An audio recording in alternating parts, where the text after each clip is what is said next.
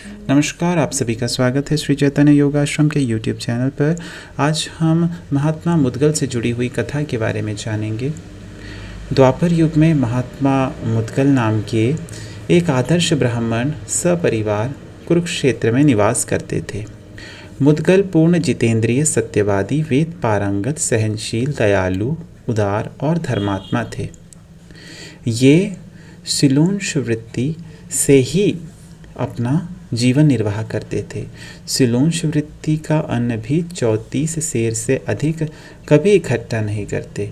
घर में जो कुछ होता सो दीन दुखी अतिथि अभ्यागतों की सेवा में खुले हाथों से लगाते। जैसे धर्मात्मा ब्राह्मण थे, वैसे ही उनकी धर्मपत्नी और संतान भी थी। मुद्गल जी सपरिवार महीने में केवल 2 ही बार अमावस्या और पूर्णिमा के दिन भोजन किया करते, सो भी अतिथि अभ्यागतों को भोजन कराने के बाद। मुद्गल की कीर्ति सारे देश में फैल रही थी। एक बार दुर्वासा जी ने मन में परीक्षा करने की ठानी। दुर्वासा महाराज जहाँ तहाँ व्रतशील उत्तम पुरुषों को व्रत में पक्का करने के लिए ही क्रोधित वेश में घूमा करते थे। मुद्गल के घर आकर दुर्वासा जी अतिथि हुए। पूर्णिमा का दिन था। मुद्गल ने आदर सत्कार के साथ ऋषि की अभ्यर्थना पूजा कर उन्हें भोजन कराने बैठाया। 3 आचमन में समुद्र सुखा देने वाले दुर्वासा जी के लिए मुद्गल के घर का थोड़ा सा अन्न उड़ा जाना कौन बड़ी बात थी। बात ही बात में सब कुछ जिम गए। बचा कुचा शरीर पर चिपड़ लिया। मुद्गल सपरिवार भूखे रहे। दुर्वासा जी हर 15वें दिन आने लगे। यो 6 बार आए। 15 दिन में 1 बार भोजन करने वाला तपस्वी कुटुंब 3 महीने से भूखा मर रहा था, परंतु किसी के भी मन में कुछ दुख, क्रोध, क्षोभ या अपमान का विकार नहीं है। दुर्वासा जी की परीक्षा में ब्राह्मण उत्तीर्ण हो गए। दुर्वासा ने प्रसन्न होकर कहा, इस लोक में तुम्हारे समान मत्सरता रहित दाता और कोई नहीं है। भूख ऐसी चीज है कि वह चमकते हुए धर्म, ज्ञान और धैर्य का नाश कर डालती है।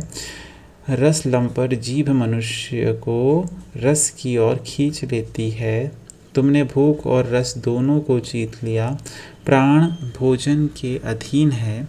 आहार के अभाव में प्राण नष्ट हो जाते हैं। मन बड़ा दुर्निग्रह है। इस चंचल मन और इंद्रियों को वश में करने का नाम ही तप है।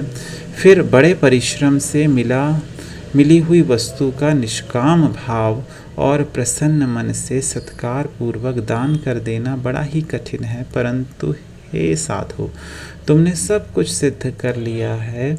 इंद्रियों का विजय, धैर्य, उदारता, दम, श्रम, दया, सत्य और धर्मादि सभी उत्तम गुणों का तुम्हारे अंदर पूर्ण विकास हो गया है।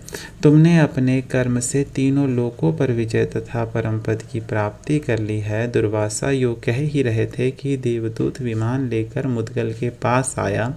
देवदूत ने कहा, देव, आप महान पुण्यवान हैं, सशरीर स्वर्ग पधारे। तदनंतर मुद्गल के पूछने पर देवदूत ने स्वर्ग से लेकर ब्रह्मलोक तक के गुण दोषों का वर्णन किया। निष्प्रही मुद्गल ने कहा, हे देवदूत, मैं तुम्हें नमस्कार करता हूँ। तुम लौट जाओ।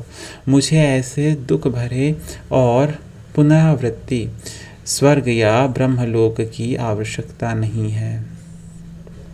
यत्र गत्वा न शोचन्ति न व्यथन्ति चरन्ति वा तदहं स्थानमत्यन्तं मार्गयिष्यामि केवलम। महाभारत के वन पर्व का यह श्लोक।